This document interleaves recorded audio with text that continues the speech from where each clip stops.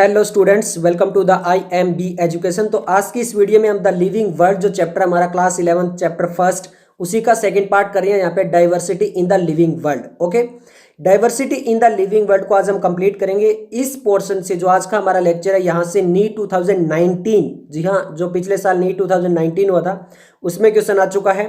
2016 के अंदर भी क्वेश्चन आ चुका है, वो भी हम बात करेंगे, डिस्कस करेंगे, क्वेश्चन आपको दिखाएंगे, बताएंगे कि कैसे क्वेश्चन यहाँ से पूछे गए हैं।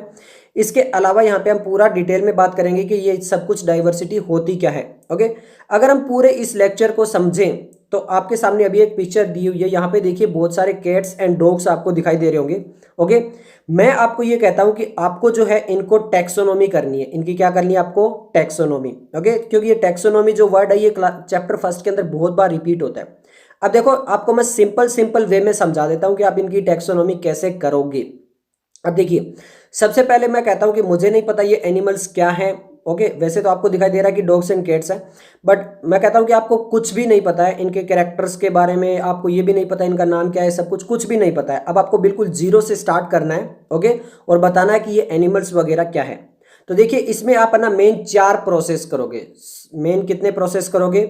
4 प्रोसेस करोगे। सबसे पहले प्रोसेस जो होगा वहां पे आप कैरेक्टर्स देखोगे। इनके कैरेक्टर्स कैसे कि मतलब जैसे जो कैट है वो थोड़ी सी छोटी है, शांत रहती है। ओके, डॉग्स जो वो थोड़े से बड़े दिखाई दे रहे हैं। ओके, और वो थोड़े से एग्रेसिव भी होते हैं। ओके, तो ऐसे करके ना आप इनके कुछ कैरेक्टर्स देखोगे। सबसे पहला क्या हो गया, कैरेक्टराइजेशन, यानी आप इनके कुछ कैरेक्टर्स देखोगे। जब आप इनके सारे कैरेक्टर्स देख लोगे तो तब आप इनको आइडेंटिफाई करना स्टार्ट कर दोगे कि हाँ, ये कैरेक्टर वाली जो है ये कैट्स हैं, और ये जो कैरेक्टर्स हैं ये वाले कौन से हैं, डॉग्स हैं। ओके, ये दो आपकी चीज हो गई। पहला कौन सा, कैरेक्टराइजेशन। जब कैरेक्टर आ जाए तो फिर उनको आइडेंटिफाई करना आसान हो जाएगा, मतलब जो कैरेक्टर है वो कैट्स के हो जाएंगे अलग, और जो डॉग्स के वो कैरेक्टर हो जाएंगे अलग। ओके, थर्ड प्रोसेस में अब हम आएंगे नोमेनक्लेचर में। नोमेनक्लेचर क्या है, यानी नामकरण। अब आप इनको नाम दोगे कि इसका नाम क्या होगा, इसका नाम क्या होगा, नाम क्या होगा। बट वो जो नाम देने का तरीका होगा उसमें भी अलग से 4 रूल होंगे। इसके बारे में भी हम पढ़ेंगे कौन कौन से रूल होंगे। आपको 4 रूल बताए जाएंगे, उन्हीं 4 रूल के हिसाब से फॉलो करते हुए आप उनका क्या दोगे, नेम दोगे, नामकरण करोगे, यानी नोमेनक्लेचर करोगे। तो थर्ड हो गया हमारा नोमेनक्लेचर। ओके, एंड जो फोर्थ प्रोसेस है, फोर्थ प्रोसेस में क्या करोगे, अब जो है आप इनके ग्रुप्स बना दोगे, इनकी कैटेगरीज बना दोगे। कैटेगरीज कैसे, मतलब कैट्स सारी अलग, डॉग सारे अलग। ओके, तो ये क्या हो गया, कैटेगरी बना दिया आपने भाई। ये कैट्स की कैटेगरीज हो गई, ये किसकी हो गई, डॉग्स की कैटेगरीज हो गई। तो उसको बोलते हैं हम क्लासिफिकेशन। ओके, देखिए आपने कौन कौन से प्रोसेस किए, 4 प्रोसेस किए। सबसे पहले आपने कैरेक्टर्स देखे। ओके, जब कैरेक्टर्स देख लिया था फिर आपने उनको अलग अलग आइडेंटिफाई कर लिया। ओके, जब आपने उनको आइडेंटिफाई कर लिया तो फिर आपने क्या किया, उनका नोमेनक्लेचर यानी नाम दे दिया। ओके, जब उनको नाम दे दिया फिर आपने उनके ग्रुप्स बना दिए, कैटेगरीज बना दी अलग अलग। ओके, ये जो 4 प्रोसेस हो गए तो आपकी टैक्सोनॉमी जो है वो कंप्लीट हो गई है। ओके, यही सब कुछ होता है टैक्सोनॉमी के अंदर। ये जब 4 चीजें कंप्लीट हो जाती है तो टैक्सोनॉमी हो जाती है।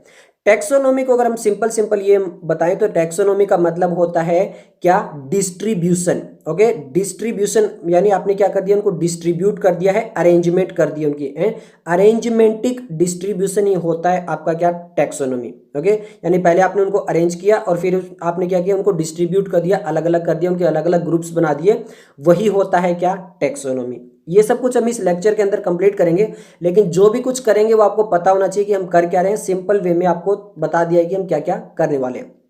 ओके, जब हमारा ये सब कुछ हो जाता है, टैक्सोनॉमी हमारी कंप्लीट हो जाती है, हम ग्रुप्स बना देते हैं, फिर उसमें एक कमी रह जाती है कि हमने सिस्टमेटिक नहीं किया। अब उनको सिस्टमेटिक कैसे करेंगे, मतलब जो कैट के जैसे आपको कलर अलग अलग दिखाई दे रहे हैं, ब्लैक, ब्राउन, तो अब आप उनको सिस्टमेटिक और कर सकते हो कि यहाँ पे ये ब्राउन वाले अलग हो जाएंगे और ये ब्लैक वाले अलग हो जाएंगे। ऐसा ही डॉग्स में भाई ये इस कैटेगरी के जो डॉग्स हैं वो अलग अलग हो जाएंगे। तो अब आप क्या कर रहे हो, एक सिस्टम बना दिया है कि डॉग्स जो है वो अलग है, कैट्स अलग है, बट वहां पे भी एक और सिस्टम बना दिया है, मतलब उनका कलर, उनकी ब्रीड, तो वो क्या हो गया, एक सिस्टमेटिक वे हो गया। यानी अब आप उन्हें अरेंज तो कर दिया, बट अब एक सिस्टमेटिक वे में भी अरेंज कर दिया है। ये एक आपको स्टोरी समझ में आ गई, सिंपल सा है। मतलब आपके सामने देखिए, दोबारा से मैं फिर रिपीट कर रहा हूँ क्योंकि यही सब कुछ इस लेक्चर में पढ़ेंगे, यहीं से क्वेश्चन आया है। अगर आपको स्टार्टिंग में ये पता चल जाए कि हम कर क्या रहे हैं तो बहुत ही आसान हो जाता है एनसीईआरटी को समझना। देखिए, सबसे पहले ग्रुप्स थे। ग्रुप्स में हमने 4 चीजें ली। सबसे पहले उनके कैरेक्टर लिए, कैरेक्टर के बाद उनको आइडेंटिफाई किया, आइडेंटिफाई के बाद उनका नोमेनक्लेचर, नोमेनक्लेचर के बाद उनकी कैटेगरीज, कैटेगरीज होने के बाद हमारी taxonomy complete. Okay, taxonomy complete होने के बाद एक चीज की कमी रह गई थी, वो था उनका सिस्टमेटिक अरेंजमेंट। जब हमने उनको सिस्टमेटिक अरेंजमेंट कर दिया तो हमारा सिस्टमेटिक भी कंप्लीट हो गया।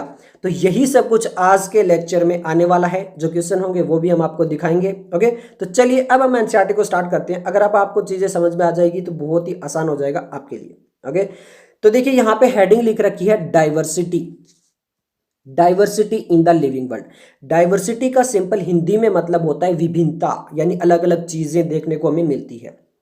डाइवर्सिटी थी, अभी जो आपके सामने डॉग और कैट्स की जी वो डाइवर्सिटी थी, मतलब अलग अलग कैट्स आपको दिखाई दे रहे थे, अलग अलग डॉग्स भी दिखाई दे रहे थे, तो वो क्या थी, वहां पर डाइवर्सिटी थी। उसी को बोलते हैं बायोडाइवर्सिटी, यानी जो लिविंग वर्ल्ड होती है वहां पे अलग अलग चीजें देखने को मिलती है। अगर हम साइज बढ़ा जाएंगे तो वहां पे और भी ऑर्गेनिज्म आ जाएंगे, ह्यूमंस आ जाएंगे, कैट्स, डॉग्स एंड प्लांट्स वगैरह, बहुत सारी अदर एनिमल्स वगैरह आ जाएंगे, तो वो क्या कहलाती है, बायोडाइवर्सिटी, यानी हमारी जो लिविंग वर्ल्ड है उसके अंदर अलग अलग चीजों में विभिन्नताएं। ये चीज आपको क्लियर हो गई। ओके, तो यहाँ पे देखिए, if you look around you will see a large variety of living organism, मतलब आपको लिविंग ऑर्गेनिजम्स में बहुत अलग अलग तरह के ऑर्गेनिजम्स देखने को मिल जाएंगे। बी इट पॉटेड प्लांट्स, यानी चाहे वो आपका पॉटेड प्लांट्स हो सकता है, इंसेक्ट हो सकता है, बर्ड्स हो सकता है, यूर पेट्स हो सकते हैं, चाहे आपका कोई भी पेट पाल रखा हो आपने, and other animals and plants, और भी सारे बहुत सारे ऐसे प्लांट्स और एनिमल्स हैं। ओके, जो वाइल्ड एनिमल्स है आप उनको रख तो नहीं सकते, बट वो भी, तो इसको बोलते हैं हम क्या, biodiversity. There are also several organism that you can not see with your naked eyes, ऐसे भी बहुत सारे ऑर्गेनिज्म है जिनको आप देख नहीं पाते हो, जैसे आपके बैक्टीरिया वगैरह, प्रोटिस्टा वगैरह, जो यूनिसेलुलर ऑर्गेनिजम्स हैं वो आपको दिखाई नहीं देते हैं, तो वो भी लिविंग के अंदर तो आते हैं। But they are also around you, but वो तो हमारे साथ हमेशा रहते हैं। आप भी ये पढ़ते हो कि बैक्टीरिया तो हर जगह है, यहाँ वहाँ जहाँ तहाँ मत पूछ कहाँ कहाँ। ओके, बैक्टीरिया जो ऐसे एक ऑर्गेनिज्म है जो बहुत जगह रहता है। Okay, if you were to increase the area that you make observation in the range of variety of organism that you received would be increase, मतलब जैसे जैसे अब आप जो एरिया बढ़ाते जाओगे, मतलब आप पहले अपने घर में देखोगे तो आपको 1 या 2 जानवर मिलेंगे। ओके, उसमें आप भी इंक्लूड हो, एनिमल्स के अंदर आप इंक्लूड हो। फिर जब आप थोड़ा सा और अपना पैरा शहर देखोगे तो वहां पर आपको और ज्यादा जो बहुत सारे वैरायटी के ऑर्गेनिजम्स देखने को मिल जाएंगे। फिर आप अपना पूरा जो स्टेट देखोगे तो और ऑर्गेनिजम्स देखने को मिल जाएंगे। फिर इंडिया देखोगे तो वहां पे अलग मिल जाएंगे, पूरा वर्ल्ड में देखोगे तो बहुत सारे। तो इसीलिए जब आप एरिया बढ़ाते हो तो वहां पर डाइवर्सिटी भी बढ़ती है। Obviously, if you were to visit a dense forest, you would probably see a much greater number and kinds of living organisms. यानी अगर आप घने जंगल में जाते हो तो बहुत सारे ऑर्गेनिजम्स आपको देखने को मिल जाएंगे। Each different kind of plants, animals, organism that you see represent a species. अब जितने अलग अलग टाइप के आप ऑर्गेनिजम्स देखते हो ना, वो एक स्पीसीज को रिप्रेजेंट करता है। अब देखिए सिंपल सा है, डॉग्स सबने देखे, बट डॉग्स में भी आप देखते हो अलग अलग वैरायटी है। ओके, कहीं लेब्रा है, कहीं जर्मन शेपर्ड है, तो कहीं पब है, तो ये भी क्या है, एक अलग स्पीसीज को रिप्रेजेंट करता है। तो वहां पे भी है ना अलग अलग चीजें आपको देखने को मिल जाती है। अब याद रखना, the number of species that are known and described range between 1.7 to 1.8 million. अब यहाँ पे ये डाटा जो वो बहुत पुराना है, पुरानी एनसीईआरटी में भी यही था, अब तो इससे ज्यादा हो चुका है, बट साथ में जो कुछ एक्सटिंक्ट भी होती जाती है, तो यहाँ पे बैलेंस सा है कुछ, तो इसीलिए इन्होंने चेंज नहीं किया एनसीईआरटी ने। ये कह रहे हैं कि अब तक जितनी हमने जो स्पीसीज को डिस्क्राइब किया है वो 1.7 से लेकर 1.8 मिलियन है। मतलब आप ये कह सकते हो 17 से 18 लाख स्पीसीज को अभी तक हम आइडेंटिफाई कर चुके हैं। This refer to the biodiversity, और इसी को ही हम बोलते हैं बायोडाइवर्सिटी। मतलब इतनी सारी स्पीसीज जो है वो लिविंग ऑर्गेनिजम्स की हमारे यहाँ पर प्रेजेंट है, उसी को बोलते हैं biodiversity. And types of organism present on the earth, we should remember here that as we explore new areas and even old ones, new organisms are continuously being identified. तो जैसे जैसे हम और एरिया जो है वहां पर हम जाते हैं तो हम अलग से अलग हमें ऑर्गेनिजम्स देखने को मिलते ही रहते हैं। ओके, अब नेक्स्ट हम यहाँ पे देख लिए, as standard earlier there are millions of plants and animals in the world, we know the plants and animals in our own area by their local names. अब यहाँ पे ये नोमेनक्लेचर की बात कर रहा है। ओके, अब ये पे किसकी बात कर रहा है, नोमेनक्लेचर की बात कर रहा है। अब देखना यहाँ पे एनसीईआरटी ना कुछ चीजें पहले लिख दी है, कुछ बाद में लिख दी है, कुछ ऐसा लिख दिया है। ओके, मैंने आपको जो सिस्टम बताया वो याद रखना, सबसे पहले कैरेक्टर्स देखेंगे, फिर उसके बाद क्या करेंगे, हम आइडेंटिफाई करेंगे, फिर उसका नोमेनक्लेचर देंगे, और फिर हम उसको क्या करेंगे, क्लासिफिकेशन करेंगे, यानी उनके ग्रुप्स बनाएंगे। तो एनसीईआरटी ने, हमने तो आपको सिंपल बता दिया, बट एनसीईआरटी ने देखना पहले नोमेनक्लेचर, फिर आइडेंटिफिकेशन, और ऐसे फिर वापस नोमेनक्लेचर, तो ऐसे बताया हुआ है। तो कंफ्यूज मत होना, चीजें वही है बट आगे पीछे थोड़ा सा एनसीईआरटी, इसीलिए एनसीईआरटी बहुत मुश्किल लगती है, क्योंकि समझ में नहीं आता कहाँ पे क्या चीज़ें लिखी हुई है। Okay, by their local name, these local name would vary from place to place even within a country. अब यहाँ पे कह रहे हैं कि हम जो ऑर्गेनिजम्स को नेम दे देते हैं वो भी वेरी करते हैं। ओके, वो भी अलग अलग वेरी करते हैं। सिंपल सा आप ये समझिए कि जैसे अलग अलग स्टेट की अलग अलग लैंग्वेज है, अलग अलग लैंग्वेज है तो वहाँ पे अलग अलग उनके मीनिंग है। ओके, अलग अलग लैंग्वेज के अलग अलग मीनिंग होते हैं, तो अलग अलग लैंग्वेज के अलग अलग अलग मीनिंग होते हैं। तो हम किसी ऑर्गेनिजम्स को, जैसे मान लीजिए हम किसी ऑर्गेनिजम्स को अगर पंजाबी लैंग्वेज के अंदर नाम देते हैं तो वो तमिल लैंग्वेज के अंदर तो अलग हो जाएगा क्योंकि उनकी लैंग्वेज अलग है। ओके, ऐसे इंग्लिश में अलग हो जाएगा क्योंकि पंजाबी और इंग्लिश लैंग्वेज भी अलग है। ओके, तो इसीलिए लोकल नेम नहीं दिया जा सकता उनको।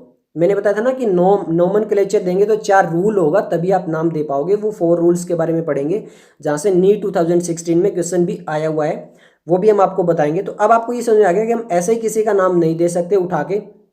Okay okay, probably you would be recognize the confusion that would be created if did not find ways and means to talk to each other to refer to the organisms we are talking about. Okay, तो यहाँ पे ये कह रहा है कि अगर अलग अलग लैंग्वेज होगी तो हम यहाँ पे कंफ्यूज हो जाएंगे। ऐसा समझ लीजिए कि आपके घर में 4 व्यक्ति रहते हो, आप रहते हो, आपका भाई या बहन जो भी है वो रहता है। ओके, आपका पापा, आपके मम्मी, मान लीजिए 1 मिनट के, मान लीजिए कि ये 4 लोग रहते हैं। ओके, बाहर से कोई व्यक्ति आता है, ठीक है, वो कहता है भी हमारे घर में 4 व्यक्ति रहते हैं, हमें नहीं पता कौन क्या है। ठीक है, तो जो पहले पानी लेकर आएगा आप उसका नाम क्या रखोगे? वो कह देता है हम उसका नाम रख दूंगा मैं छोटू। अब आपकी मम्मी पानी लेके आती है तो उसको उसने देखा भी नहीं, आइडेंटिफाई नहीं किया, उसको कैरेक्टर्स नहीं पता, तो सीधा ही नाम रख देगा छोटू। तो ये जो चीजें होती है ना, ये कंफ्यूज करती है। ओके, तो इसीलिए हमने पहले बोला था कि पहले कैरेक्टर पता होना चाहिए, आइडेंटिफाई पता होना चाहिए, फिर जाके आप नाम दे सकते हो। तो इसी तरह यहाँ पे, और फिर नाम देना है वो भी ऐसा नाम देना है कि जो हर जगह, जो जहाँ पे भी जाए वो सेम रहे। जैसे अब आपका नाम है, वो आपको नाम जो दिया गया है, अब आप कहीं पे भी चले जाइए, अब आपका नाम चेंज होने वाला नहीं है क्योंकि वही आपका नाम रहेगा। तो इसीलिए जो नेम देंगे वो हम ऐसा देंगे कि वो कहीं पे भी जाओ आपका चेंज नहीं होना चाहिए। Okay, hence there is a need to standardize the naming of living organisms such that a particular organism is known by the same name all over the world. Okay, तो इसीलिए हम ऐसा नेम देंगे उसको जो पूरी दुनिया में, आप किसी भी लैंग्वेज में जाके बात कर लीजिए, किसी भी लैंग्वेज के अंदर। ओके, बट वहाँ पे जो आपने एक बार नाम दे दिया तो वही नाम आपका रहेगा, उस ऑर्गेनिजम्स का वही नेम रहेगा। तो उसके लिए एक सिस्टमेटिक तरीका होना चाहिए कि हम नाम कैसे देंगे, ऐसे ही तो नहीं दे सकते हैं। ओके, तो इसीलिए बोला है कि इसीलिए हम ऑर्गेनिजम्स को ऐसा नाम देंगे जो पूरे वर्ल्ड के अंदर एक जैसा जाना जाए। This process is called nomenclature, और इसी को हम बोलते हैं नामकरण। ओके, नोमेनक्लेचर इसी को बोलते हैं कि ऐसा नाम देंगे जो पूरी दुनिया में एक जैसा रहेगा। ऑब्वियसली, अब इन्होंने बोल भी दिया आगे, देखिए, obviously nomenclature or naming is only possible when the organism is described correctly and we know to what organism the name is attached to. This is called identification. Okay, अब मैंने आपको बताया था ना कि घर में अगर कोई पहले पानी लेके आ रहा है तो अब मम्मी लेके आ रही है लेकिन नाम उसने पहले ही रख दिया छोटू, उसने आइडेंटिफाई नहीं किया है, तो पहले ही नाम कैसे रख सकते हो? तो सबसे पहले आप आइडेंटिफाई करोगे, और आइडेंटिफाई से पहले आप कैरेक्टर्स चूज करोगे। ओके, वो एनसीईआरटी में आगे बहुत लास्ट में दिया हुआ है कैरेक्टराइजेशन, बट मैंने आपको बता दिया पहले आप कैरेक्टर देखोगे, फिर आइडेंटिफाई करोगे, और फिर आप उसका क्या दोगे? नोमेनक्लेचर करोगे। फिर उसको आप क्या करोगे? नोमेनक्लेचर नेम दिया जाएगा। ओके, नेक्स्ट इन्होंने देखिए आगे लिख रखा है, in order to facilitate the study number of scientist have establish procedure to assign a scientific name to each known organism. अब इन्होंने बोल दिया है कि हम ऐसे ही नाम नहीं रख सकते हैं, तो साइंटिस्ट ने क्या किया? एक प्रोसीजर बना दिया, कंप्लीट एक प्रोसीजर बना दिया। अब ये चीज़ें होगी तो इसको ऐसे ऐसे करके नाम दिया जाएगा। ओके, कुछ ऐसे वहाँ पे उन्होंने संस्थान बना दिए, कुछ इंस्टीट्यूशन बना दिए, प्लांट्स के लिए अलग बना दिए, एनिमल्स के अलग बना दिए कि भैया अब आप प्लांट्स का ही नाम दोगे, आप जो है वो एनिमल्स का ही नाम दोगे। तो ऐसे कुछ इंस्टीट्यूट बना दिए और फिर उसमें भी कुछ रूल बना दिए, कुछ प्रोसीजर बना दिया कि ये चीज़ें करके ही आप नाम दे सकते हो। ऐसे ही नहीं है कि आँख बंद की और नाम दे दिया कुछ भी, ठीक है, ऐसा नहीं कर सकते हो। एक प्रोसीजर बना दिया है साइंटिफिक वे में। This is acceptable to biologist all over the world, और ये एक्सेप्ट किया जाएगा जितने भी पूरे वर्ल्ड में जितने भी बायोलॉजिस्ट हैं उनके द्वारा ये एक्सेप्ट किया जाएगा।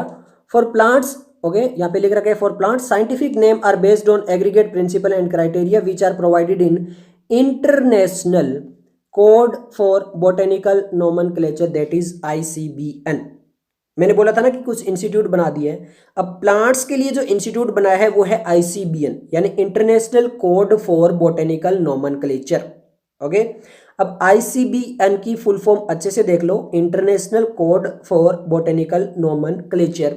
ये क्वेश्चन आया हुआ है आपके एआईपीएमटी 2007 में। 2007 में एआईपीएमटी में डायरेक्ट यहाँ पे ये क्वेश्चन पूछ लिया था। ये देखिए क्वेश्चन आपके साथ में आपके स्क्रीन पे आप दिखाई दे रहा है। आप इसको वीडियो को पॉज करके इसका आंसर देख सकते हो, बट मैंने आपको बता दिया कि ये क्वेश्चन आ चुका है एआईपीएमटी 2007 में, मतलब ऐसे फुल फॉर्म जो है वो आ सकती है। ओके, अब हम आगे चलते हैं। ये तो था प्लांट्स के लिए कि आप आईसीबीएन वाले ना वो केवल प्लांट्स देखेंगे, बोटेनिकल वाले क्या कर सकते हैं, प्लांट्स को देखेंगे। ओके, यू में ask how the animals name. अब आपको ये भी पता होना चाहिए कि एनिमल्स, तो एनिमल्स के लिए एक और जो है वो अलग से इंस्टीट्यूट बना दिया है। एनिमल टैक्सोनॉमिस्ट है इवॉल्व इंटरनेशनल, यहां से स्टार्ट हो रहा है, international code of zoological nomenclature, ICZN। वो क्या था, ICBN, ये क्या है, ICZN। Okay, international code of zoological nomenclature. Important है, याद रख लेना, क्योंकि एआईपीएमटी में यहाँ से क्वेश्चन आ चुके हैं फुल फॉर्म से, तो आ भी सकते हैं, आजकल आते भी हैं फुल फॉर्म वाले क्वेश्चन। तो international code of zoological nomenclature, ये किसके नाम देंगे, एनिमल्स के नेम दिया जाएगा। ओके, अब नेक्स्ट हम देख लेते हैं, the scientific name ensure that each organism has only one name. अब इसीलिए क्या होता है कि जो एक ऑर्गेनिज्म है उसको केवल एक ही नाम दिया जाएगा, ऐसा नहीं है कि उसको कोई 3-4 नाम दे दिए जाए, ऐसा नहीं है। जैसे आपके घर में आपका निक नेम, आपका स्कूल नेम, ऐसा नहीं हो सकता, एक ही नाम दे दिया जाएगा। Description of any organism should enable the people in part of the world to arrive in the same name. अब इसीलिए एक नाम दिया जाता है कि अगर आपको कोई एक नाम बता दे तो आप उस ऑर्गेनिजम्स को ढूंढ सकते हो बहुत ही आसानी से। They also ensure that such a name has not been used for any other known organism। अब वो नाम भी ऐसा दिया जाता है ताकि वो किसी और ऑर्गेनिजम्स को नाम ना दिया जाए। अगर एक को नाम दे दिया है तो वो दोबारा से किसी और ऑर्गेनिजम्स को नाम नहीं दिया जाएगा। जैसे हमारे लोकल में होता है ना कि आशीष किसी का नाम दे दिया तो वो आशीष 3-4, क्लास में आपको पता चलता है कि ऐसे 3-4 हैं। ओके, तो ऐसे यहाँ पे ऐसा नाम नहीं दिया जा सकता कि कहीं को एक नाम दे दिया वो एक ही ऑर्गेनिजम्स पे अप्लाई होगा। ओके, सेकंड नेम जो वो सेकंड पे अप्लाई होगा। Biologist follow universal accepted principle to provide scientific name. अब यहाँ पे नोमेनक्लेचर के रूल वगैरह आएंगे कि रूल क्या होते हैं, कैसे कैसे होते हैं। Okay, biological follow universal accepted principle to provide scientific name to known organisms. Okay, एक साइंटिफिक तरीका अपनाते हैं वो। ईच नेम हैज 2 कंपोनेंट, हर एक नेम में 2 कंपोनेंट होते हैं। अब देखिए कैसे, हर एक नेम में, ह्यूमन बींग्स में भी तो ऐसा ही होता है। फॉर एग्जाम्पल आप ले लीजिए अमिताभ बच्चन, अमिताभ एंड बच्चन, अमिताभ उनका नाम है, बच्चन उनका सरनेम है। विराट कोहली, विराट उनका नेम है, कोहली उनका सरनेम है। ओके, महेंद्र सिंह धोनी, तो महेंद्र उनका नाम है और सिंह एंड धोनी जो है वो अपना सरनेम लगाते हैं। ओके, तो ये जो चीजें होती है वो क्या होती है, नोमेनक्लेचर के अंदर आती है। ओके, तो यहां पर इसको बोलते हैं क्या, हम दो कंपोनेंट लेते हैं, एक नेम एक सरनेम। बट यहाँ पे ऐसा नहीं है कि नेम और सरनेम लेंगे। यहाँ पे देखिए जो पहला नेम होगा उसको हम बोलते हैं जेनरिक नेम, एंड जो सेकंड होता है उसको बोलते हैं क्या, स्पेसिफिक एपिथेट। ओके, पहला जो मेन नेम होगा वो जेनरिक नेम होगा, सेकंड जो नेम होगा वो क्या होगा, स्पेसिफिक एपिथेट होगा। Okay, this system of providing a name which 2 component is called binomial nomenclature. Bio, by का मतलब 2, BI, बाई का मतलब हो जाता है 2। नोमियल, नोमियल मतलब नोमेनक्लेचर नेम। ओके, तो यहाँ पे बाइनोमियल मतलब 2 होंगे, 2 नाम होंगे। ओके, एक होगा जेनरिक नेम जो फर्स्ट में होगा, सेकंड होगा स्पेसिफिक एपिथेट होगा। ओके, नेक्स्ट इन्होंने लिख रखा है this naming. Okay, this naming system given by Carl Linnaeus. याद रखना क्योंकि यहां से क्वेश्चन आ सकता है। तो ये जो सिस्टम है बायोनोमियल नोमेनक्लेचर, ये किसने दिया था, ये दिया था कार्ल लिनस ने। अब यहां से देखिए नीट 2016 में क्वेश्चन आ चुका है, अभी आपके सामने यहाँ पे देखिए सिंपल सा, देखिए नीट 2016 फेज 2 आपके स्क्रीन पे अभी आपके सामने क्वेश्चन है। और यहाँ पे पहली स्टेटमेंट हम करवा चुके हैं, सेकंड स्टेटमेंट करवा चुके हैं, फोर्थ स्टेटमेंट करवा चुके हैं, और अब थर्ड स्टेटमेंट रहती है। फर्स्ट हमने सबसे पहली वीडियो में करवाया था, सेकंड एंड जो फोर्थ है वो सेकंड वीडियो में करवाया था, अब थर्ड रहती है। देखिए definition of biological species was given bye Ernst Mayr, ये अर्नस्ट मेयर का जहाँ पे बताया था वहाँ पे हम करवा चुके हैं। Photoperiod does not affect reproduction in plants, ये हम करवा चुके हैं लास्ट वीडियो में। Binomial nomenclature system was given by R.H. Whittaker, RH Whittaker नहीं है। बायोनोमियल नोमेनक्लेचर किसने दिया है? कार्ल लिनस ने दिया है, नोट है RH विटेकर ने। RH विटेकर ने 5 किंगडम सिस्टम दिया है जो नेक्स्ट चैप्टर के अंदर हम पढ़ेंगे। तो binomial nomenclature system was given by, direct देखिए लाइन आई हुई है एनसीईआरटी में, यहाँ पे लिख रखा है this system was given by Carl Linnaeus. तो पूरा एनसीईआरटी का ही क्वेश्चन है ये। यहाँ पे करेक्ट और इनकरेक्ट स्टेटमेंट नहीं पूछी गई थी। तो अब आप है ना पॉज करके इसका आंसर देख सकते हो, इतना पूरा डिस्कस नहीं करेंगे बट हम आपको ये बताते रहेंगे कि किस लाइन से कब कैसे क्वेश्चन आया हुआ है। ओके, चलिए अब हम आगे चलते हैं, नेक्स्ट वापिस आ जाते हैं। is being by practiced by biologists all over the world, this naming system used a 2-word format was found conventional। तो ये मतलब ये बहुत ही आसान लगा कि हाँ सही है, 2 नेम हम इनको देंगे, एक देंगे जेनरिक नेम और सेकंड देंगे स्पेसिफिक एपिथेट। फॉर एग्जांपल देखिए मैंगो, अभी मैंगो का सीजन आने वाला है। अगर समर में आप वीडियो देख रहे हो, अगर विंटर में देख रहे हो तो नहीं आने वाला है, जब भी आप वीडियो देख रहे हो। बट यहाँ पे देखिए मैं समर में बना रहा हूँ, तो यहाँ पे मैंगो का सीजन आने वाला है। तो let us make example of mango. अब हम मैंगो प्लांट का नाम दे रहे हैं, पहला नाम देंगे जेनरिक, सेकंड देंगे स्पेसिफिक एपिथेट। यहाँ पे देखिए provide scientific name better the scientific name of mango. अब मैंगो का नाम जो है वो क्या दिया गया है? वो दिया गया मैग्नीफेरा इंडिका। ओके, मैग्नीफेरा जो है वो क्या है? जेनरिक नेम है। इंडिका जो है वो क्या है? स्पेसिफिक एपिथेट है। तो मैंगो, अब आप कहीं पे भी जाके मैंगो बोलोगे तो वहां पे क्या बोलोगे? Mangifera indica. बट याद रखना ये मैग्नीफेरा इंडिका, इंडिका यहाँ पे स्पीसीज रिप्रेजेंट करिए और ये स्पीसीज अलग अलग हो सकती है। ओके, ये स्पेसिफिक एपिथेट अलग अलग हो सकता है। मैंगो भी अलग अलग वेराइटी के आते हैं। अब जब आप जाते हो समर्स के अंदर तो भी देखते हो मैंगो अलग अलग वेराइटी के आते हैं। तो अलग अलग वेराइटी के लिए अलग अलग स्पीसीज होती है। तो मैग्नीफेरा इंडिका, इंडिका जो है वो इंडियन मैंगो जो होता है उसके लिए, तो ये अलग अलग हो सकता है। बट अगर हम जनरल हमारे इंडिया के अंदर मैंगो बात करें तो वो मैग्नीफेरा इंडिका है। Okay, let us how it is a binomial name in the name Mangifera represent the genus, बताया था मैग्नीफेरा जो जीनस को रिप्रेजेंट करिए, while indica is a particular species, ये एक पर्टिकुलर स्पीसीज है जिसे हम बोलते हैं स्पेसिफिक एपिथेट। ओके, अब हम बात करने वाले हैं यूनिवर्सल रूल्स के बारे में, other universal rule of nomenclature के बारे में। देखिए आपके सामने जो नोमेनक्लेचर के मैंने कहा था कि 4 रूल होंगे और वो 4 रूल अब आपके सामने हैं। और इन 4 रूल से जो वो नीट 2016 में फेज 1 में क्वेश्चन आया हुआ वो हम बाद में बात करेंगे, वो क्वेश्चन हम बाद में देखेंगे। पहले देखिए 4 रूल को हम आसानी से समझ लेते हैं। पहला रूल, सबसे पहला रूल आप ध्यान से समझना। फर्स्ट रूल यहाँ पे है biological names are generally in Latin. Latin language होती है एक, ओके, जिसे हम डेड लैंग्वेज बोलते हैं ताकि उसमें ज़्यादा चेंज नहीं हो सकता। ज़्यादा चेंज जिस लैंग्वेज में नहीं हो सकता उसको हम डेड लैंग्वेज बोलते हैं। तो यहाँ पे जो नेम होंगे बायोलॉजिकल नेम होंगे वो हमेशा लैटिन लैंग्वेज के अंदर ही होंगे। Okay, and written in italics. Italics ये होता है ना, आप फॉन्ट देखते हो वो थोड़े से जो कर्व हो जाते हैं, थोड़े से ऐसे टेढ़े हो जाते हैं। ओके, बोल्ड, इटैलिक्स, नॉर्मल, ऐसे तो आप पढ़ती हो। ये तो आपने जब भी कहीं पे भी कंप्यूटर में फोन में रिटर्न किया होगा तो वहाँ पे बी बोल्ड करके आता है, आई इटैलिक्स करके आता है, थोड़ा सा टेढ़ा होता है। तो यहाँ पे जो नेम होगा बायोलॉजिकल नेम वो लैटिन लैंग्वेज के अंदर होगा। जब लिखेंगे तो उसको इटैलिक्स कर देंगे, थोड़ा सा टेढ़ा कर देंगे। जैसे आपको यहाँ पे दिखाई दे रहा है मैग्नीफेरा जो है वो थोड़ा सा इटैलिक्स में लिखा गया है। ओके, रिप्रेजेंट, और आपको मैग्नीफेरा में डिफरेंस दिखाई दे रहा होगा, मैग्नीफेरा जो वो इटैलिक्स में है। अब ये चीज समझ में आ गई।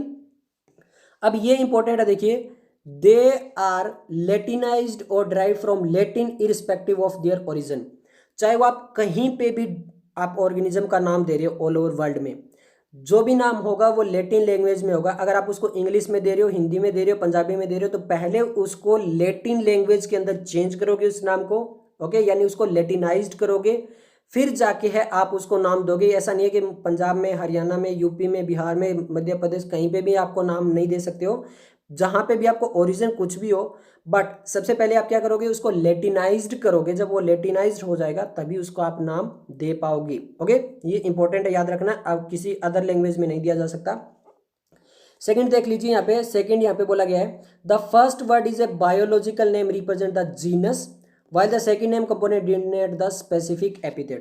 ये तो हम कई बार बात कर चुके हैं। बाइनोमियल नोमेनक्लेचर का जो फर्स्ट वर्ड होगा वो हमेशा जीनस को बताएगा, सेकंड जो होगा वो स्पेसिफिक एपिथेट को बताएगा। ओके, थर्ड हमारा इंपॉर्टेंट है। थर्ड देखिए both the word in a biological name when hand written, अगर आप उनको हैंड रिटन लिख रहे हो, जैसे यहाँ पे मैं लिख रहा हूँ कि मान लीजिए मैग्नीफेरा। ओके, अगर मैं उसको मैग्नीफेरा लिख रहा हूँ, ओके, तो यहाँ पे मैं अंडरलाइन करूंगा ऐसे। ओके, मैग्नीफेरा को क्या करूंगा, मैं अंडरलाइन करूंगा। तो उनको सेपरेटली अंडरलाइन कैसे बोल सकते हो, जैसे मैंने यहाँ पे लिख दिया है मैग्नीफेरा। ओके, नेक्स्ट हमने लिख दिया है इंडिका। तो देखिए मैग्नीफेरा को अलग से अंडरलाइन एंड इंडिका को अलग से अंडरलाइन करूंगा अगर मैंने वो हैंड रिटन किया है तो यहाँ पे यही बताया गया। देखिए when hand written are separately underline, दोनों को अलग अलग अंडरलाइन करोगे। और अगर प्रिंट कर रहे हो कहीं पे, अगर आप प्रिंट कर रहे हो तो आप किस में करोगे, इटैलिक्स में करोगे, यानी वर्ड जो वो इटैलिक्स में होंगे to indicate their Latin origin. ऐसा क्यों? क्योंकि ये बताता है कि ये जो नेम है वो लैटिन लैंग्वेज के अंदर है। ओके, ये थर्ड रूल हो गया। फोर्थ रूल देख लीजिए। फोर्थ रूल है यहाँ पे, the first word denoting the genus start with a capital letter. ये बहुत इंपॉर्टेंट है, याद रखना। यहाँ पे देखिए पहला जो वर्ड होगा जीनस का वो कैपिटल होगा, while the specific epithet start with a small letter, और जो स्पेसिफिक एपिथेट होगा वो एक स्मॉल लेटर के अंदर होगा। ये अब नीट 2019 वाला क्वेश्चन दिखाऊंगा, वहां पे थर्ड एंड फोर्थ ऑप्शन की बात करेंगे, वहां पे देखना बहुत ही मतलब ऐसा दिया हुआ है। ये चीज़ बहुत अच्छे से अगर बच्चों को ध्यान से पढ़ना होता है, क्योंकि एमसीक्यूज में देखिए यहाँ पे तो लिखने में 3 लाइनें हैं, बट ऑप्शन में ना 1 और 2 में बस एक आई का डिफरेंस है।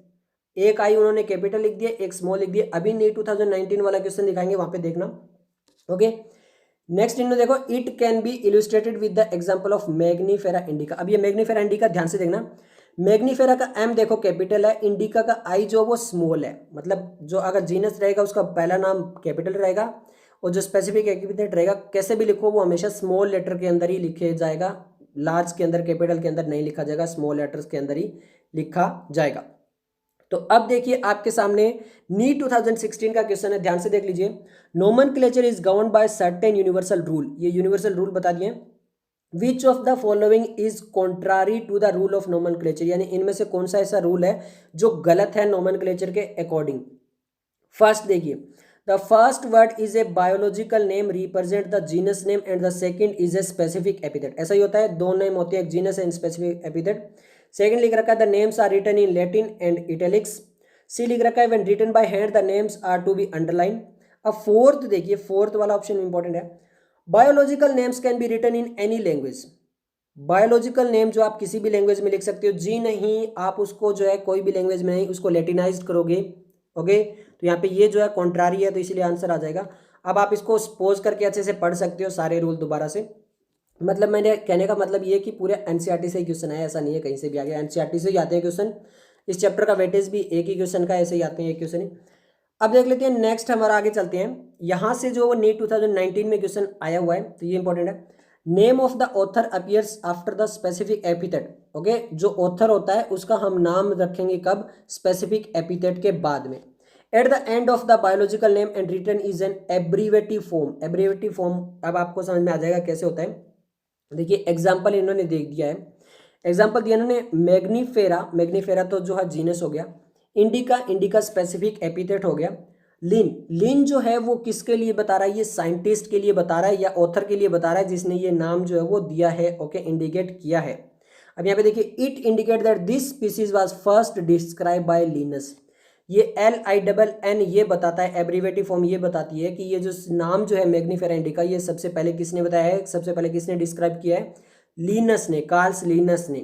ओके, और यहीं से क्वेश्चन आया हुआ है आपका नीट 2019 में। देख लीजिए क्वेश्चन आपके सामने है, select the correctly written scientific name of mango which was first described by Carl's Linnaeus. यानी सबसे पहले जिसने कार्ल्स लिनस ने डिस्क्राइब किया है, बता दिया है, कार्ल्स लिनस का नाम ले दिया है। तो यहाँ पे इन्होंने पूछा है कि अब इसका क्या नाम आएगा।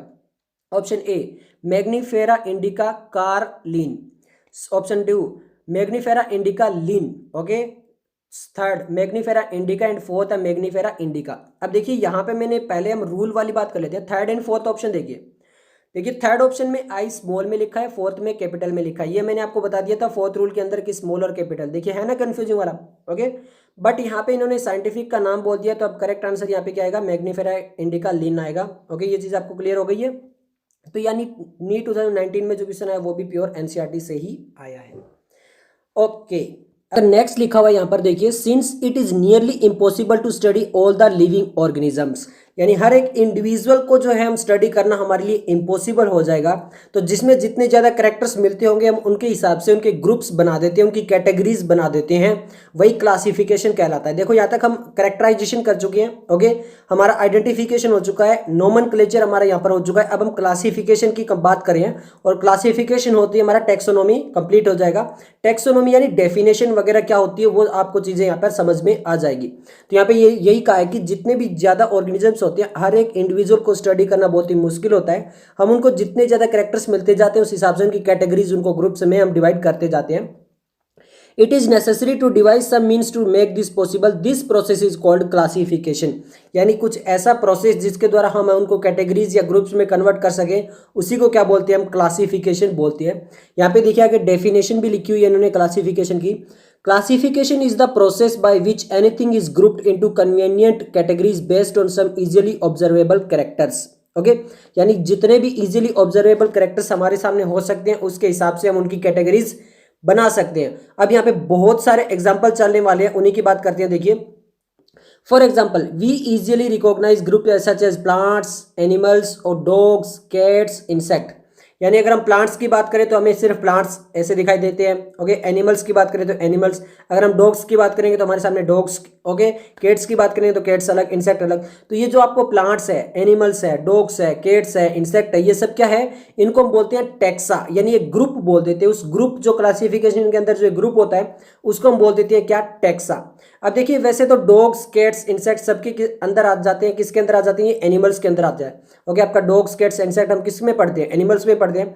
बट देखिए एनिमल्स में कुछ कैरेक्टर होंगे जो एनिमल्स से मिलते होंगे। अब डॉग्स के कुछ कैरेक्टर अलग हो जाएंगे जो कैट और इंसेक्ट से अलग हो जाएंगे, तो इसलिए एक अलग टैक्सा बन जाता है। कैट्स के कुछ कैरेक्टर अलग हो जाएंगे इंसेक्ट और डॉग से, इसलिए वो एक अलग ग्रुप बन जाता है, तो इसको लिए उसको एक अलग टैक्सा बोल दिया जाता है। इंसेक्ट है वो कैट्स एंड डॉग से फिर अलग हो जाता है, तो वो एक अलग टैक्सा। यानी यहाँ पे plants, animals, dogs, cats, insect, ये पांचों के पांचों एक अलग टैक्सा होते हैं, जो कि आगे ये यही बताएगी एनसीईआरटी। नेक्स्ट आगे देख लीजिए, यहाँ पे लिख रखा है the moment we use any of these terms we associated certain characters with the organism in this group. यानी जैसे हम इनकी ग्रुप की बात करते हैं तो आपको कुछ ना कुछ कैरेक्टर्स याद आ जाते हैं। डॉग्स की अगर बात करेंगे तो कुछ ना कुछ कैरेक्टर आपको याद आ जाएंगे। प्लांट्स की बात करेंगे तो यानी फोटोसिंथेसिस करता होगा। एनिमल्स की बात करते होंगे यानी एक जगह से दूसरी जगह जाता हुआ। एनिमल्स में ये तो मोस्ट कॉमन सब में होता ही है। ओके, तो ऐसी चीजें आपको कुछ कैरेक्टर तो सिमिलर हो ही जाते हैं। What image do you see when you think of a dog. अगर आप एक डॉग सोचते हो तो आपके सामने एक डॉग की इमेज आती है। Obviously each of one will see dogs and not cats. अगर हम डॉग्स की बात करते हैं वहाँ पे केवल डॉग्स की बात होती है, वहाँ पे आपको नाम लेते ही समझ में आ जाता है कि यहाँ डॉग्स की आगे पिक्चर जो वो एक माइंड में आ जाती है, ना कि कैट्स की। मैं ऐसा बोल दूँ डॉग्स तो आपके माइंड के अंदर ये पिक्चर तो नहीं आती ना कि हम कैट्स की बात करें, वही है। Now if you were think of alstenius we know what we are talking about. देखिए एल्सेटेनियस बहुत बच्चों ने अगर नहीं नाम सुना है तो ये आपके सामने पिक्चर आपको दिखाई दे रही होगी अभी, जिसको हम ज्यादातर जर्मन शेफर्ड के नाम से भी जानते हैं, एक डॉग की कैटेगरी, इसको हम बोलते हैं एल्स्टेनियस। Okay, similarly suppose we were to say mammals. अब देखिए मैमल्स के कुछ कैरेक्टर होते हैं। मैमल्स के कैरेक्टर क्या होते हैं, उनके पास मेमोरी ग्लैंड यानी वो अपने बच्चों को दूध पिलाते हैं। ओके, उसके अलावा उनके एक्सटर्नल हेयर्स होते हैं, एक्सटर्नल ईयर्स होते हैं। तो ये सब कुछ कैरेक्टर किसके होते हैं, मैमल्स के होते हैं। अब मैमल्स के अंदर भी बहुत सारे जो है वो एनिमल्स आ जाते हैं। ओके, वो एक्वेटिक भी हो सकते हैं। ओके, वो सिंपल लैंड वाले भी हो सकते हैं। You think of course think of animal with external ear and body hairs. यानी जो मैमल्स की बात करते हैं वहां पे एक्सटर्नल ईयर्स और बॉडी हेयर्स प्रेजेंट होते हैं। Likewise in plants we were talk about of wheat. ऐसे देखो प्लांट्स में भी अलग अलग हो सकती हैं। आपके एल्गी प्लांट्स में आती है बट वो अलग हो सकती है। ब्रायोफाइट प्लांट्स में आते हैं, अलग हो सकते हैं। टेरिडोफाइट प्लांट्स में होते हैं, अलग हो सकते हैं। जिम्नोस्पर्म जिनमें सीड होता है पर वो अलग हो सकते हैं। एंजियोस्पर्म जिनमें फ्लावर होते हैं वो अलग हो सकते हैं। अब एंजियोस्पर्म में भी बहुत सारे आ सकते हैं, आपका रोज आ सकता है, आपका वीट, आपका राइस, तो ये भी अलग अलग प्रकार के हो सकते हैं। The picture in each of our mind will be of wheat plant not of rice. यानी अगर हम वीट की बात करें तो ऐसे आपके वीट की पिक्चर जो है वो आपके माइंड में आएगी, ना कि राइस की। और any other of the plant, यानी प्लांट्स के अंदर भी अलग अलग कैटेगरीज है। सिंपल लास्ट में ये बताना चाह रहा है एनसीईआरटी, आप सिंपल ये समझ लीजिए, ये बताना चाह रहा है कि हर एक को हम टैक्सा बोलते हैं। अगर वहां पे कुछ भी कैरेक्टर मिल रहे हैं हम उसको टैक्सा बोल देते हैं। ये लास्ट में यही बताएगा, ये भी घुमा रहा है ऐसे, ठीक है। Okay, hence all dogs, cat, mammal, wheat, rice, plant, animals etcetera are convenient categories use to study organisms. यानी सारी की सारी कुछ ना कुछ कैटेगरीज है। ओके, एंड यहाँ पे आगे देखिए the scientific term for these categories is taxa. यानी जो ये जो कैटेगरीज हमने अलग अलग बनाई है उनके लिए साइंटिफिक नेम दे दिया है, वो क्या है, टैक्सा है। सिंपल सा इन्होंने ये बताया है। ओके, तो टेक्सा में आपको ज़्यादा कंफ्यूज नहीं होना है। नेक्स्ट आगे देख लीजिए, have you must recognise that taxa can indicate categories at very different level. अब यहाँ पे देखिए टेक्सा जो वो डिफरेंट डिफरेंट लेवल हो सकते हैं। जैसे फॉर एग्जांपल अगर हम प्लांट्स की बात करें तो प्लांट्स एक अलग टेक्सा है, यानी वो फोटोसिंथेसिस कर रहा होगा, ऑटोट्रॉप होगा, वो अपना फूड खुद बना रहा होगा। ओके, यहाँ पे प्लांट्स का नाम लेते हैं तो आपके मन में ये पिक्चर आ जाती है, तो वो एक टेक्सा है। यहाँ पे देखिए लिखा है प्लांट्स ऑल्सो फॉर्म ए टेक्सा। अब प्लांट्स के अंदर भी अलग अलग हो सकते हैं, तो वीट जो था वो वीट के अंदर प्लांट आते हैं, बट वीट अलग टेक्सा है, wheat is also a taxa. Okay, similarly animals के अंदर भी देखो मेमल्स, डॉग्स, ये सारे टेक्सा है बट अलग अलग टेक्सा है, यानी ये अलग अलग कैटेगरीज है जिनमें कुछ भी कैरेक्टर्स मिलते हैं उनको आप टेक्सा बना सकते हो। ओके, जितने ज़्यादा कैरेक्टर मिलते हैं उतना वो ज़्यादा टेक्सा बन जाता है। But you know that dog is a mammal and mammal are animals, तो यही बात कर रहा है कि डॉग एक मेमल है और मेमल्स एनिमल्स होते हैं। Therefore animal, mammal, dogs are represent taxa different level, यानी ये सारे टेक्सा ही हैं बट अलग अलग लेवल पर है। ओके, अगर हम डॉग्स की बात करें वो एक टेक्सा है बट वो एक अलग लेवल पे है। ओके, मेमल्स वो एक अलग लेवल पे है, फिर एनिमल्स एक अलग लेवल पे है। अब देखिए एनिमल्स के अंदर आपके मेमल्स भी आ जाते हैं, डॉग्स भी आ जाते हैं, तो वो अलग अलग लेवल पे हैं, बट टेक्सा तो है वो सारों को सारों किस क्या बोलेंगे उनको, टेक्सा बोलेंगे। अब ये सब कुछ हमने कर दिया तो यही कहलाता है टेक्सानोमी, यानी हमने देखो क्लासिफिकेशन उनको कैटेगराइज वगैरह कर दिया है, हमने उनका कैरेक्टर देख लिए थे, कैरेक्टर के बाद हमने उनको आइडेंटिफाई कर लिया था, नोमेनक्लेचर कर लिया, अब उनके टेक्सा वगैरह बना दिया, तो टेक्सानोमी हो चुकी है। देखिए यहाँ पे लिख रखा है Hence, based on characteristics सबसे पहले दी all living organism can be classified into different taxa.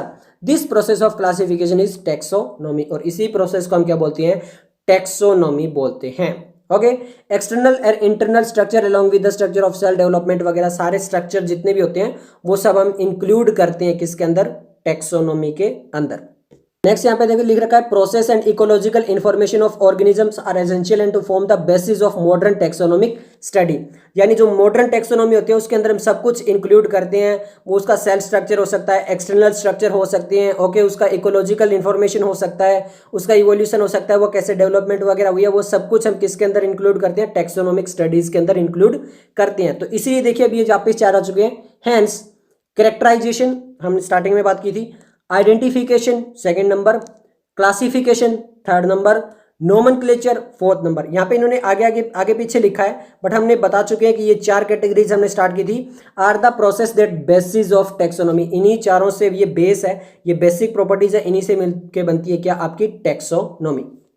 Okay, अब यहाँ पे देखिए टैक्सोनॉमी कुछ नया नहीं है, पहले से हम टैक्सोनॉमी यूज कर रहे हैं, बट पहले जो ऑर्गेनिज्म होते थे उनको हम ऐसे ग्रुप में डिवाइड करते थे ना, तो हमारा यूज या डिसयूज देखा जाता था कि कौन सा ऑर्गेनिज्म किस यूज में आ रहा है, उसको एक अलग टैक्सा बना देते थे, अगर कोई और यूज में आ रहा है उसको एक अलग ग्रुप बना देते थे। बट साइंटिफिक वे जो है वो धीरे धीरे हमारे यहाँ पे डेवलप होता रहा। Taxonomy is not something new. Humans being have always been interested in knowing more and more about the various kind of organism, यानी अलग अलग organisms को हम डिस्क्राइब करते रहते थे, particularly with reference to their own use, यानी पहले जैसे हम यूज करते थे वैसे ही जो हम उनके अलग अलग ग्रुप्स बना सकते थे। अब ये जो यहाँ पर लिख रखा है ना, ये सेकंड चैप्टर की फर्स्ट लाइन यहीं से स्टार्ट होता है, देखना यहाँ पे। In early days human beings needed to find sources for their basic need of clothing and shelter, hence the earliest classification were based on the use of various organism. इसी वजह से क्या हुआ कि जो पहले क्लासिफिकेशन होती थी, पहले जो कैटेगरीज बना दी जाती थी वो उनके यूजेस पे बनाई जाती थी कि कौन सा ऑर्गेनिज्म किस यूज में हो रहा है, उसकी एक अलग कैटेगरी बना दी जाती थी। यही लाइन से सेकंड चैप्टर ये स्टार्ट करने वाले, ये बात याद रखना, सेकंड चैप्टर जब करेंगे तो आपको ये बात याद आ जानी चाहिए। ओके, नेक्स्ट अब हम चलते हैं आगे। देखिए अब हमने बताया था कि जब हम सब कुछ टैक्सोनॉमी कर लेते हैं तो अब वहां पर सिस्टमेटिक करना जरूरी था। पहले यूज डिसयूज वगैरह कुछ नहीं, सिस्टमेटिक करना जरूरी था, यानी एक सिस्टम होना चाहिए ओके उनको अरेंज करने का। तो यहाँ पे वही अब लास्ट में आ जाता है systematics. Human beings were since long not only interested in knowing more about different kind of organism and their diversities, but also relationship among them. अब हमें ये भी पता करना है कि ऑर्गेनिजम्स का तो ग्रुप तो बना लिए, अब हमें ये भी पता करना था कि उनके बीच में रिलेशन क्या है। ओके, यानी काउ और बफेलो के बीच में क्या रिलेशन हो सकता है, डॉग कैट के बीच में क्या रिलेशन हो सकता है, ओके, ह्यूमन और डॉग के बीच में क्या रिलेशन हो सकता है, ह्यूमन और कैट के बीच में क्या रिलेशन हो सकता है। तो ऐसे ये रिलेशन भी जो है हमें फाइंड आउट करना था। This branch of study was refer to as the systematic, और यही जो एक दूसरे के साथ हमें रिलेशनशिप में बनाने में मदद करती है, एक सिस्टमेटिक वे बनाती है, उसी को बोलते हैं सिस्टमेटिक्स। आगे लिख भी रखा है the word systematic is drive from the Latin. देखिए लैटिन लैंग्वेज और ग्रीक लैंग्वेज बायोलॉजी में भरी पड़ी है, जगह जगह लैटिन लैंग्वेज और ग्रीक लैंग्वेज आते हैं। तो यहाँ पे ये सिस्टमेटिक भी जो वो एक लैटिन वर्ड है सिस्टेमा, ओके, लैटिन वर्ड है ये systema, which mean systematic arrangement of organism. इसका मतलब ही क्या होता है, सिस्टमेटिक अरेंजमेंट, यानी हम जो अरेंजमेंट करें ऑर्गेनिज्म को एक सिस्टमेटिक तरीके से करेंगे। ओके, अब यहाँ पे नेक्स्ट ये भी एक इंपॉर्टेंट क्वेश्चन हो सकता है, नीट में आ भी सकता है, क्योंकि देखिए the Linnaeus use Systema Naturae as the title of his publication. तो देखिए जो कार्ल लिनस थे उन्होंने एक बुक लिखी थी सिस्टेमा नेचुरा। ओके, उन्होंने एक टाइटल दिया था, अपनी एक बुक लिखी थी, तो वहां पे ये लिख सकते हो कि कार्ल लिनस ने सिस्टमेटिक के ऊपर एक बुक लिखी थी जिसका नाम था सिस्टेमा नेचुरी। एक दो बार AIPMT में क्वेश्चन आया हुआ है, बहुत पहले, बहुत ही पहले आया हुआ है। ओके, अब आ भी सकता है बट आप इसको याद रख लेना। Okay, the scope of systematic was later in last to include identification, nomenclature, classification, और बाद में ये सिस्टमेटिक के अंदर ये सारी चीजें आ चुकी जो यानी टैक्सोनॉमी आ चुकी है, आइडेंटिफिकेशन, नोमेनक्लेचर, क्लासिफिकेशन वगैरह सब कुछ। Systematic takes into account evolutionary relationship between organism, और ये सिस्टमेटिक की वजह से ही पॉसिबल हुआ है कि हम जो ऑर्गेनिज्म है उनमें इवोल्यूशनरी रिलेशनशिप लेकर आए हैं, कि कौन सा ऑर्गेनिज्म किससे इवोल्व हुआ है धीरे धीरे, वो हम किसकी मदद से हुआ है, वो हमारा सिस्टमेटिक की मदद से हुआ है। ओके, तो आज की वीडियो के लिए इतना ही। अगर आपको ये वीडियो पसंद आई तो लाइक कीजिए, दोस्तों के साथ शेयर कीजिए, चैनल को सब्सक्राइब कीजिए। मिलते हैं जल्दी नेक्स्ट वीडियो के साथ, तब तक के लिए धन्यवाद।